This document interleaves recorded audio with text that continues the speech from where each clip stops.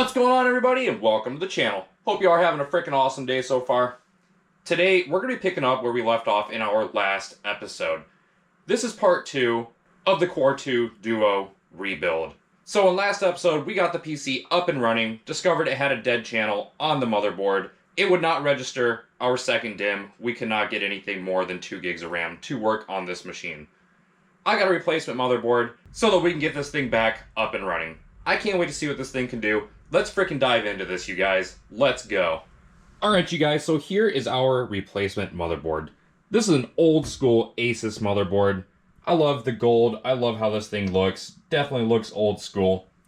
Over here, we do have the RAM that I plan on installing. Unfortunately, it will be mismatched, but they are running at the same speed. Should work perfectly fine. And then we have our nice beefy cooler over here. And then here is our PC that we will be installing it into. So for anybody that missed last episode, we discovered after completely rebuilding this thing that one of the memory controllers on the board was dead. Very unfortunate, but again, not a big deal. These motherboards are relatively cheap. I spent about 25 bucks on this thing, so not too bad, and that was with the cooler as well. So we're going to set this off to the side, we're going to get this thing laid down on the operating table, and we're going to go ahead and start pulling our old platform out and start swapping everything over.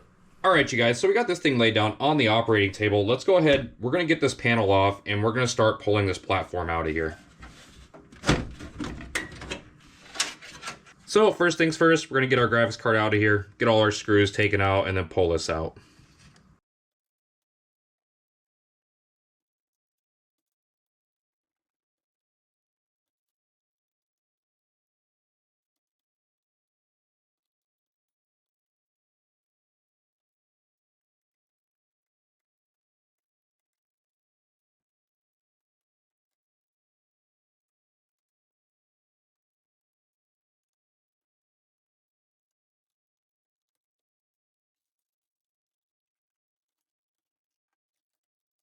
Alright, so we got our motherboard out. Let's go ahead and set this case off to the side and get our CPU out of here.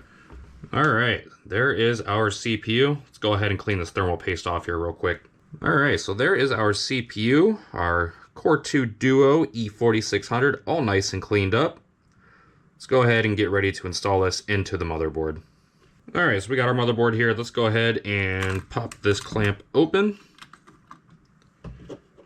We'll go ahead and sneak our little CPU in here real fast. Boom, super easy. And let's get some thermal paste on here.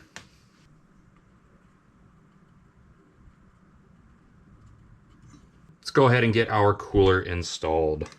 Alright, so I am noticing a little bit of dust in this cooler. I don't know if you guys can see that, but I did get it offline used, so not a big surprise. I'll go ahead and pull this fan off of here off camera and give it a quick little clean, but for now, let's go ahead, let's get our DIMMs installed.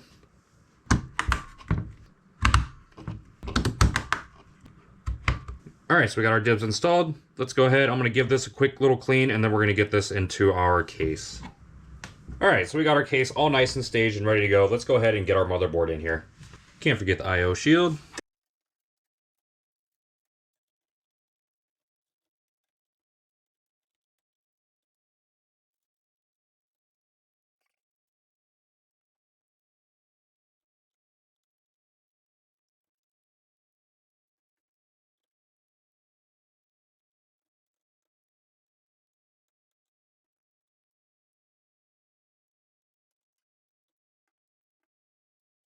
Alright, so we got this thing all nice and installed. Doesn't look half bad. Actually, I kind of like it. I love these gold team motherboards. They look so freaking cool. So, I'm going to do a little bit of tidying up here, get our graphics card installed, get our SSD installed, and then we're going to jump straight into testing and see what kind of games this thing can run. Alright, you guys, so we got this old girl back together once again. And again, looks freaking awesome. Such a cool old school build. So, we're going to go ahead. We're going to see if this thing's going to power on, see if we can get into Windows, and see if it detects all 8 gigs of our RAM. Fingers crossed, let's freaking go. Alright, so we do have power. Man, I can't get over how good this thing freaking looks. And yes, I did forget to plug our main plug-in. Please don't roast me in the comments for that. So we do got picture on the screen, but does it load into Windows? And there's Windows. Let's see if it registers all of our RAM. Alright, you guys, there we freaking go. It does in fact register all of our RAM. We are running at 800 megahertz, not freaking bad. Let's freaking go. Let's go ahead. Let's get some freaking games installed. Let's see what this thing can do. Alright, you guys, so first up we have Final Fantasy VII. I don't test this game very often, but when I have a super weak system, this is one that I like to use early on just to see where I stand. So far, it's running exactly how it's supposed to. In the battle scenes, you'll get about 15 FPS, and then when you're doing main gameplay, you're going to get about 30 FPS. So, we'll just go ahead and take these guys out real quick and see how it runs from here on. But so far, no lagging, no hitching, no issues. Alright, so moving around in the world here, it looks like it's running absolutely phenomenal. No issues. Game runs absolutely fantastic. So right off the bat, yeah, you can definitely play some retro games on here. Not freaking bad at all. Let's see how this battle goes. See if I can't kick this guy's butt, and then we'll go ahead and move on to the next game.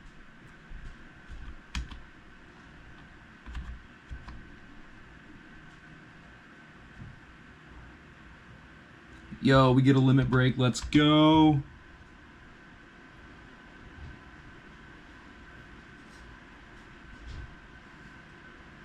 Freaking awesome. Let's go.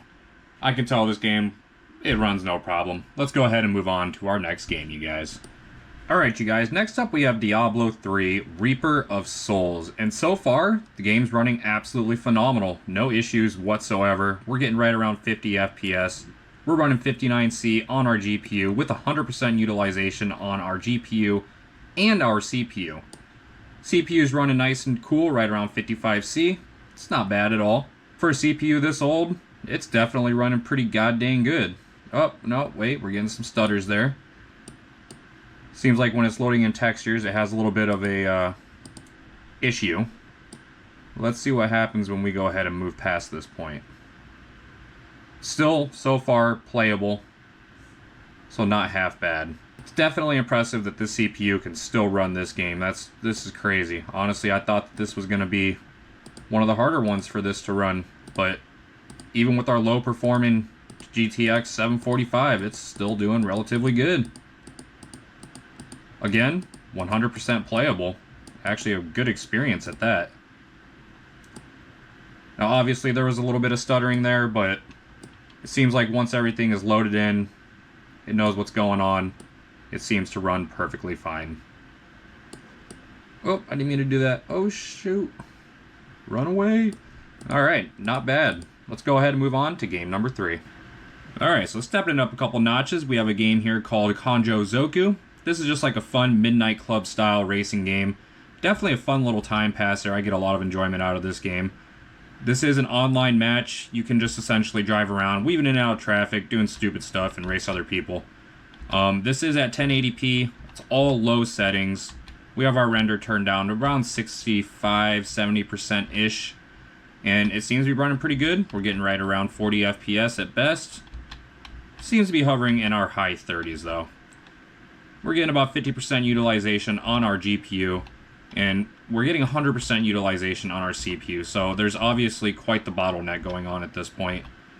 But aside from that, I mean, it's not bad. Our temps are under control. It runs relatively good. We are getting some dips there, but still playable. Seems like once you get into this heavy traffic, you're going to see some FPS drops, but again, seems like it's still a playable experience if you don't mind the stutters here and there. So, I think you guys get the picture with this one. Let's go ahead and move on to our next game. Alright, you guys, next up we have Call of Duty Black Ops. This is one of my personal favorite games, and probably the best Call of Duty that they'd ever come out with, even to date.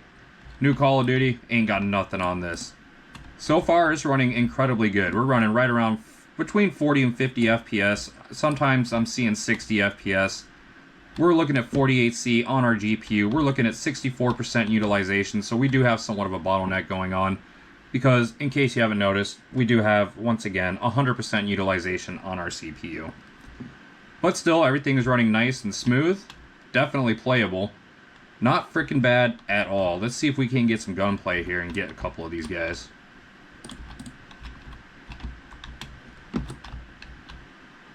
So I'm going to say that this is definitely impressive for a Core 2 Duo.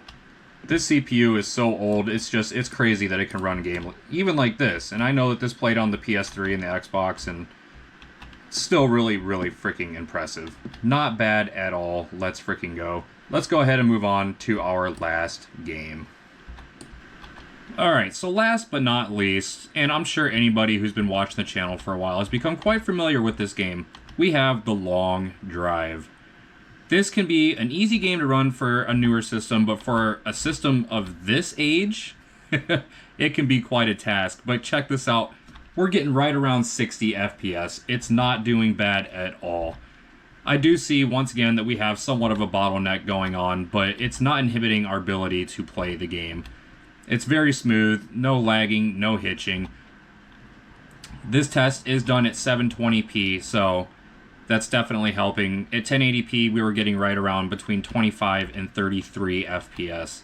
So I would say that at 1080p, this game is not playable. But if you lower your resolution and you can deal with very low graphic settings, you can definitely get this game to run very, very smooth. Not a bad experience, 100% playable. This one is definitely a win. Through trials and tribulations, I was able to get this PC going. It was a major pain in the ass, but so freaking worth it in the end. This thing is definitely held up against the test of time. Would I recommend this PC as a modern day gaming PC? Absolutely not. Would I recommend it to play older lightweight titles? Absolutely. Obviously it runs great, and it even plays modern titles as well. But still, I think it would be best suited for, you know, school, work, or very, very lightweight gaming. I hope you guys enjoyed the video. I will catch you in the next one. Stay freaking safe in the world.